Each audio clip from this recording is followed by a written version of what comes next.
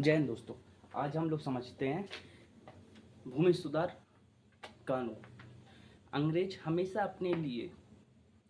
ने हमेशा अपने लिए पैसा कमाना, धन कमाने के लिए भारत पे अलग अलग प्रकार के कर ठोके। चाहे भूमि सुधार हो, चाहे रेल हो, चाहे डाक हो, चाहे तार हो, चाहे हड़प नीति हो, अंग्रेजों ने हमेशा अपना स्वार्थ समझा। इसी में एक भूमि सुधार कानून आता है जो अलग अलग टाइम पे, अलग अलग समय पे लाया। स्थायी बंदोबस्त, महलवाड़ी, रैयतवाड़ी, ये तीन इतने किसानों को उत्पीड़न देने वाले थे कि भारतीय किसान गरीब तो था ही और वो गरीबी में जकड़ता हुआ चला गया। इसका फायदा अंग्रेजों तथा बड़े जमींदारों को अधिक हुआ। हम लोग कुछ देखने को मिलता है, जैसे स्थायी बंदोबस्त, यह कर्नवालिस के समय आया। यह 1793 में लाया गया। 1793 में कर्नवालिस के समय लाया। यह बंगाल तथा उड़ीसा, बिहार, यूपी, कर्नाटक में यह लागू था। इन क्षेत्रों में यह लागू था। ठीक है। यह भारत के ना 19% क्षेत्र पर था। 19% हमारे भारत के क्षेत्र पर।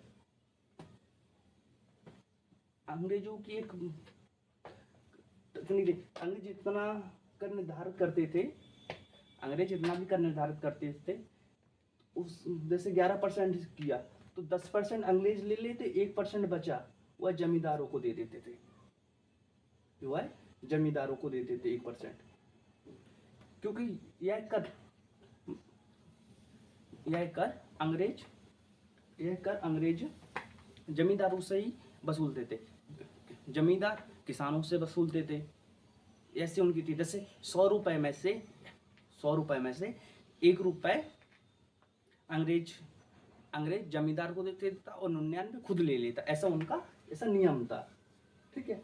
यह सूरस्त कानून भी कहते थे। इसको सूरस्त कानून भी कहते थे, क्योंकि इसमें सूरस्त से पहले जमीनों को कर देना पड़ता था। ठीक है। इसलिए इसे सूरस्त भी कानून कहते थे। रैयतवाड़ी, यह मुनरो के समय आया, जिसे हम लोग मुनरो कहते हैं। यह 1880 में आया। कभी आया? 1880 में। यह मध्य प्रदेश, मद्रास, असम, यह इतने क्षेत्रों पे लागू था। यह 91%, भारत का 51% क्षेत्र पे यह लागू था। ठीक है। भारत के 51% पे लागू था, लेकिन जो किसानों की उपज